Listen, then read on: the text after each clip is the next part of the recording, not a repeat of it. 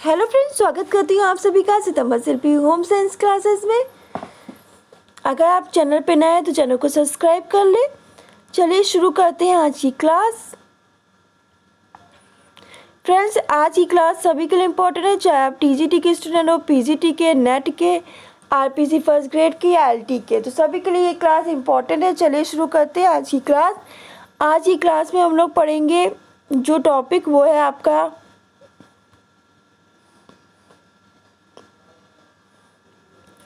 ग्रामीण विकास से संबंधित योजनाएं और कार्यक्रम।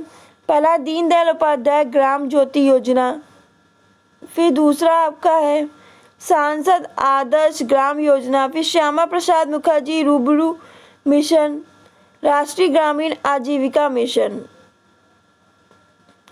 पहला दीनदयाल उपाध्याय ग्राम ज्योति योजना, तो आपको बता दें कि भारतीय अर्थव्यवस्था की बढ़ती आवश्यकताओं को ध्यान में रखते हुए वर्ष 2019 तक विद्युत आपूर्ति के माध्यम से एक नई दिशा, जीवन में उजाला एवं तकनीकी से देश के अंतिम नागरिकों को जोड़ने हेतु 25 जुलाई 2015 को दीनदयाल उपाध्याय ग्रामीण ज्योति योजना की शुरुआत की गई, जिसकी घोषणा प्रधानमंत्री द्वारा नवंबर 2014 में की गई थी। इस योजना की विशेषता निम्न है। पहला, आर्थिक विकास के लिए ऊर्जा एक महत्वपूर्ण घटक है, इसलिए सरकार 24x7 ऊर्जा उपलब्ध कराने के लिए प्रतिबद्ध है। गांव में ऊर्जा पहुंचाने के लिए सरकार द्वारा इस योजना की शुरुआत की गई। फिर राजीव गांधी ग्रामीण विद्युतीकरण योजना को ग्रामीण विद्युतीकरण घटक के रूप में नई योजना में शामिल कर लिया गया। सभी डिस्कॉम यानी विद्युत कंपनी इस योजना के अंतर्गत वित्तीय सहायता की पात्र होंगी। कैसी वित्तीय सहायता की प्राप्त होंगी। फिर है सांसद आदर्श ग्राम योजना। प्रधानमंत्री नरेंद्र मोदी ने लोकनायक जयशंकर नारायण के जन्मदिन के अवसर पर 11 अक्टूबर 2014 को सांसद आदर्श ग्राम योजना की शुरुआत की थी। राष्ट्रीय स्तर पर आदर्श गाँव का सर्जन करके ग्रामीण विकास का अवधारणा के साथ यह योजना ग्रामीण विकास मंत्रालय द्वारा क्रियान्वित की जा रही है। योजना के अंतर्गत सांसद एक आदर्श गांव विकसित करने के लिए गांव को गोद देगी। ग्राम पंचायत विकास के लिए मूलभूत इकाई होगी। तो ग्राम पंचायत क्या होगी? विकास के लिए मूलभूत इकाई होगी। इसकी जनसंख्या मैदानी क्षेत्रों में कितनी? 3000 से आपकी 5000, पहाड़ी और आदिवासी और कठिन क्षेत्रों में 1000 से 3000 होगी। जिन जिलों में इस इकाई का आकार उपलब्ध नहीं होगा वह वांछनीय जनसंख्या का आकार का लगभग सही अनुमान लगाकर ग्राम पंचायतों को चुना जा सकता है। इसके तहत लोकसभा सांसद को अपने निर्वाचन क्षेत्र के किसी एक गांव को, राज्यसभा सदस्य को अपने निर्वाचक राज्य से तथा मनोनीत सांसद को पूरे देश में कहीं भी एक गांव को चुनकर उसका विकास करना होता है। प्रधानमंत्री नरेंद्र मोदी ने अपने संसदीय क्षेत्र वाराणसी के जयापुर गांव को चुना। साथ ही वर्ष 2019 तक सांसदों को 2 और गांव को गोद लेकर विकास करने का लक्ष्य रखा गया है। फिर श्यामा प्रसाद मुखर्जी रूर्बन मिशन। फिर श्यामा प्रसाद मुखर्जी रूर्बन मिशन का आरंभ 16 अगस्त 2015 को सरकार द्वारा किया गया। इस मिशन का लक्ष्य 300 ग्रामीण क्लस्टर को वर्ष 2020 तक स्थापित करना। प्रधानमंत्री नरेंद्र मोदी ने राष्ट्रीय रूर्बन मिशन के नाम पर 22 फरवरी 2016 को छत्तीसगढ़ में इस मिशन का उद्घाटन किया। श्यामा प्रसाद मुखर्जी रूर्बन मिशन के अंतर्गत सरकारी निजी भागीदारी के तहत ग्रामीण क्षेत्र में शहरी क्षेत्रों जैसी सुविधाएं उपलब्ध कराने की बात कही।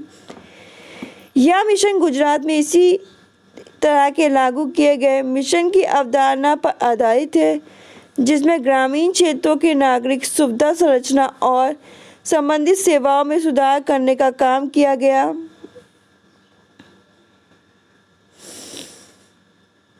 इस योजना वर्ष 2014 से 15 के बजट में पेश की गई।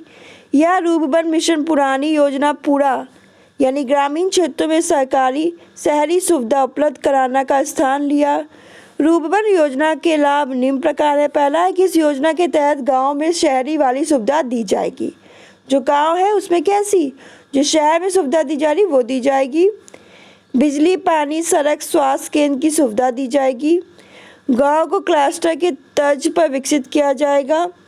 एक क्लस्टर की आबादी 25 से 50 हज़ार तक होगी। फिर राष्ट्रीय ग्रामीण आजीविका मिशन।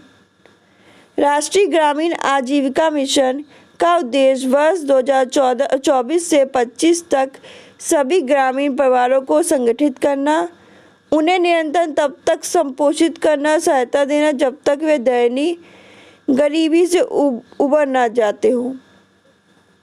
यह कार्य योग्यता पर आधारित है। स्व सहायता समूह में प्रत्येक परिवार से एक महिला को सुनियोजित तथा गांव में उनके संघ बनाकर और उचित स्तर पर किया जाएगा। ग्रामीण क्षेत्रों में निर्धनता निवारण के लिए राष्ट्रीय ग्रामीण आजीविका मिशन की शुरुआत 3 जून 2011 के राजस्थान के बांसवाड़ा जिले से की जाएगी। इस मिशन के अंतर्गत ग्राम स्तर पर स्वयं सहायता समूह को फंडरेशन के रूप में गठित करके उनके माध्यम से लाभप्रद स्वरोजगार के अवसर उपलब्ध कराना है। ये परिवर्तन है। पहला है कि अब बीपीएल का प्रावधान आपका जो है राष्ट्रीय ग्रामीण आजीविका मिशन में समाप्त हो गया है तथा सभी के लिए इसे खोला जाएगा, सभी के लिए खोला जाएगा। 50 जिलों में महिला स्वयं सहायता समूह, तो 50 जिलों में क्या, महिला स्वयं सहायता समूह को अब 7% पर ही बैंकों द्वारा ऋण उपलब्ध कराया जाएगा। तो कितना, 7% पर ही क्या बैंकों द्वारा ऋण उपलब्ध कराया जाएगा। फिर समय पर भुगतान करने वालों को 4% पर ऋण दिया जाएगा। जो समय पर भुगतान करेंगे उनको 4% का क्या ऋण दिया जाएगा। और बाजार व सस्ती दर के ब्याज का अंतर का वहन केंद्र सरकार करेगी। तो बाजार का व सस्ती दर के ब्याज का अंतर जो वहन है वो कौन करेगी, केंद्र सरकार करेगी।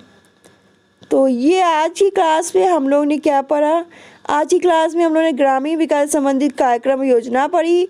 इस सभी के लिए इम्पोर्टेंट है, चाहे आप टीजीटी के स्टूडेंट हो, पीजीटी के स्टूडेंट हो। तो आज हम लोगों ने पढ़ा दीनदयाल उपाध्याय ग्राम ज्योति योजना। दूसरा हम लोगों ने पढ़ा आज की क्लास में सांसद आदर्श ग्राम योजना। और फिर हम लोगों ने पढ़ा है श्यामा प्रसाद मुखर्जी रूपबन मिशन। फिर हम लोगों ने पढ़ा है आज की क्लास रूपबन मिशन। और फिर पढ़ा है हम लोग ने राष्ट्रीय ग्रामीण आजीविका मिशन। तो ये थे आज की क्लास के टॉपिक। ये इम्पॉर्टेंट है सभी स्टूडेंट के लिए, तो इसको अच्छी तरह से देख ले। पेपर में यहाँ से क्वेश्चन आएगा ही, और ये मैं सीरीज़ करा रही हूँ हर एक जितनी भी इसकी योजनाएं हैं, तो सब लोग नोट डाउन कर ले। तो आज की क्लास में इतना ही, मिलते हैं नेक्स्ट वीडियो में, नेक्स्ट क्लास में। तब तक खुश रहिए, मुस्कुराते रहिए, अपना ध्यान रखिए। आज के लिए बस इतना ही। अगर आप चैनल पे नए हैं तो चैनल को सब्सक्राइब कर लें, जिससे आपको मेरी लाइव क्लास की नोटिफिकेशन मिल जाएगी और आप मेरी लाइव क्लास अटेंड कर सकते हैं। तो आज के लिए बस इतना ही, मिलते हैं नेक्स्ट वीडियो में। धन्यवाद।